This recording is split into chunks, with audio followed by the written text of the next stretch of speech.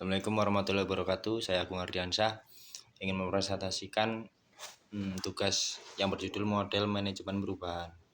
Langsung saja, yang pertama, pengertian manajemen perubahan. Manajemen perubahan adalah proses terus-menerus memperbarui organisasi berkenan dengan arah, struktur, dan kemampuan untuk melayani kebutuhan yang selalu berubah dari pasar, pelanggan, dan para pekerja itu sendiri. Kegiatan manajemen perubahan harus berlangsung pada tingkat tinggi, mengingat laju perubahan yang dihadapi akan lebih besar dari masa sebelumnya. Para manajer perlu melakukan pembinaan untuk perubahan yang konstruktif pada seluruh organisasi. Perubahan bertujuan agar organisasi tidak menjadi statis, melainkan tetap dinamis dalam menghadapi perkembangan zaman, kemajuan teknologi, komunikasi, dan informasi.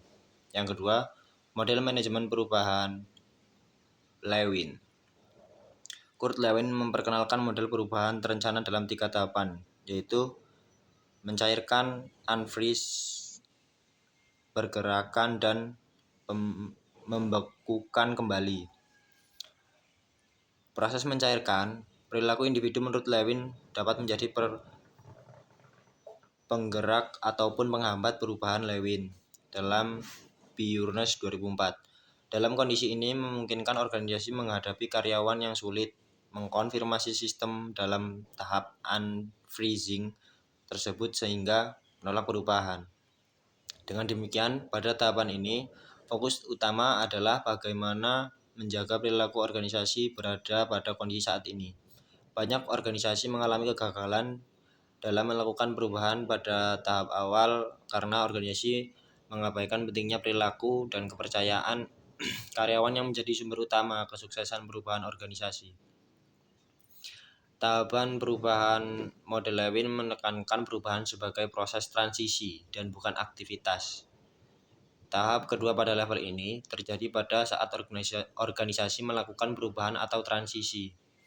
Pola pikir individu organisasi dalam tahap ini sudah berubah dari pola pikir yang lama dan sudah memiliki motivasi serta siap untuk perubahan yang berlaku.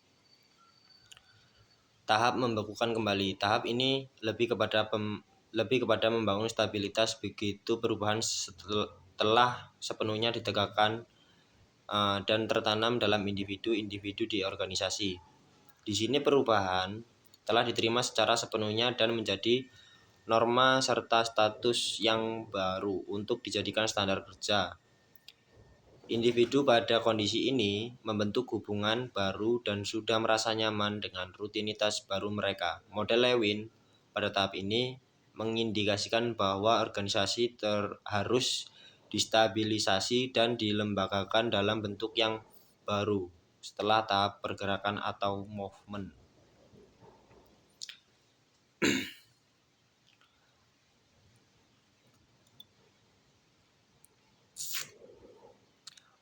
Model perubahan Tyagi. Menurut Tyagi, model perubahan pada suatu perusahaan merupakan model perubahan sistem yang lebih menekankan pada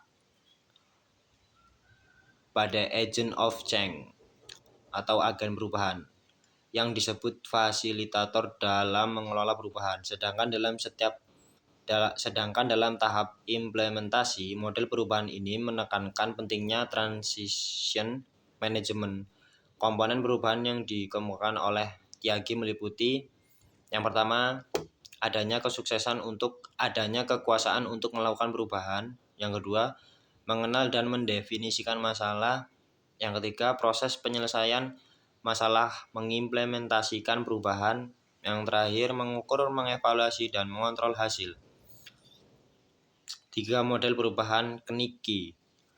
Model perubahan yang dikemukakan oleh Kreitner dan Knigge adalah model perubahan dengan pendekatan sistem. Berikut adalah pendekatan sistem Kreitner dan Knigge yang merupakan kerangka kerja perubahan organisasional, yaitu yang pertama, inputs merupakan masukan dan sebagai pendorong bagi terjadinya proses perubahan. Semua perubahan organisasional harus konsisten dengan visi, misi, dan rencana strategis. Di dalamnya terkandung unsur masukan internal dan masukan eksternal yang keduanya memiliki kekuatan, kelemahan, peluang, dan tantangan. Kondisi masukan ini sangat mempengaruhi jalannya proses perubahan. Yang kedua, target element of change. Mencerminkan elemen di dalam organisasi yang dalam prosesnya perubahan sasaran perubahan diarahkan pada pengaturan organisasi, penetapan tujuan, faktor sosial, metode desain kerja dan teknologi, aspek manusia. Yang ketiga, output. Merupakan hasil akhir yang diinginkan dari suatu perubahan. Hasil akhir ini harus konsisten dengan rencana strategis. Hasil perubahan dapat diukur pada beberapa tujuan baik pada tingkat organisasional, tingkat kelompok maupun tingkat individual. 4. Model perubahan Barnes. Barnes pada Wibowo tahun 2006 mengemukakan 3 macam model perubahan organisasional yang dikelompokkan berdasarkan frekuensi dan besaran perubahan. Di antaranya yaitu yang pertama, the incremental model of change. Model ini berpandangan bahwa perubahan merupakan suatu proses yang berlangsung secara bertahap. Yang ketiga, the Punch-Stage Equilibrium Model. Model keseimbangan terpotong terjadi bila aktivitas organisasi menunjukkan stabilitas dalam jangka panjang sehingga disebut periode equilibrium. Yang ketiga, the Continuous Transformation Model. Model transformasi berkelanjutan merupakan model perubahan yang bertujuan untuk menjaga organisasi agar tetap survive dengan mengembangkan kemampuan untuk mengubah dirinya secara berkelanjutan.